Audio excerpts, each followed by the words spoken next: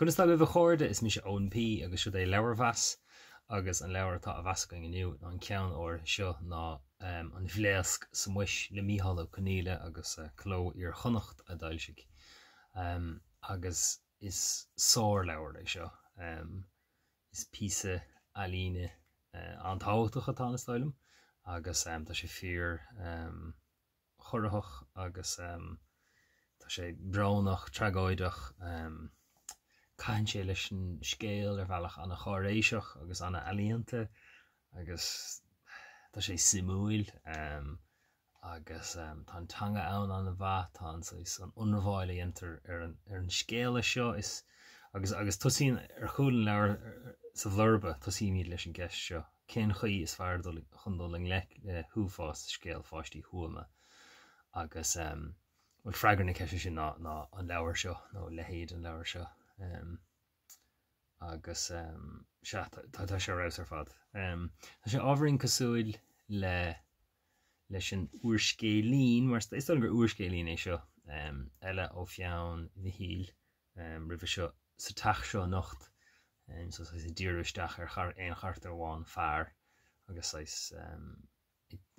den éireach tuiscint ná léargus áil ar a chamann siúd. Ach sa chás áir seo is seanár atá gceist seo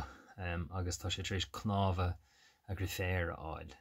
Dúfuair níos agam ar bhil dó iad an ribh seo ach le bháin le choras Thuama agus tá sé sin go mór a gceist an nuacht faoi láthair. Tháinig mé duine éigen amháin leis an agla leis na déanaí a cháin an tochailte bhí dul raig agus dúirt gur daoine iontacha bhís na mar réalta a bhí ann agus camará gur chuir sin isteach go mórm mar rátas mhaith agus ghuail se gur raibh an irid sin is tócha go nearna agus ceatlaach roinnt rudaí dearfacha ach bhí tunachar fíor chuna ag an agla ar an irid sin slite agus mu gur do an lechló. An taon fís eile alíne sa chuige gur bhfuil an cuioine bhar a hen san lech leis an scéal céanna ná beidir gur Thuama an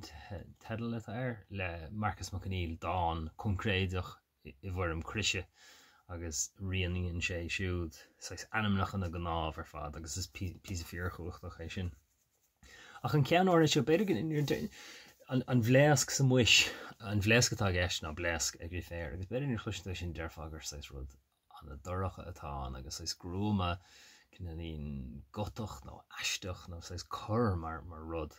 ach an rudí inan san príomh charachtar ná tugann sé an drifúr timpeall an cheantar agus taispáin sé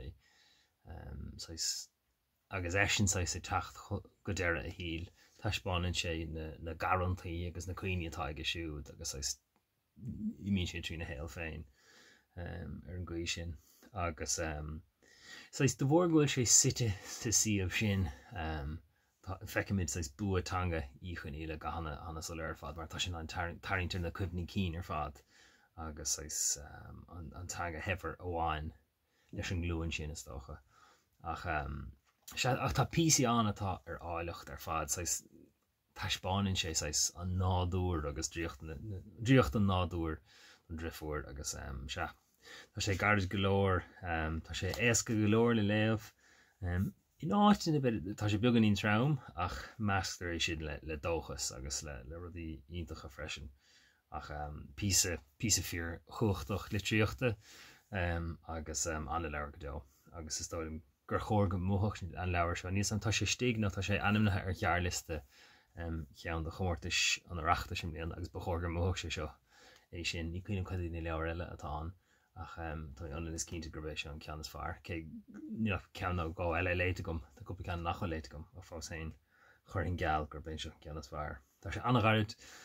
tá sé anna as mar físa rud eile rinslum tá Mícheál Ó Conghaile trééis as mar stúrthóir nó mar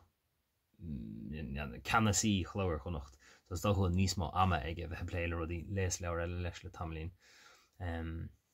céad dáin a chnuasigh sé nó a ránigh sé céad dáin anagharid agus tá sé sin go deas freisin mar ach is ionintach eiscint gúil sin an crumar an beán mar seo ceanna na saothar is fearrtá léite gom le fada.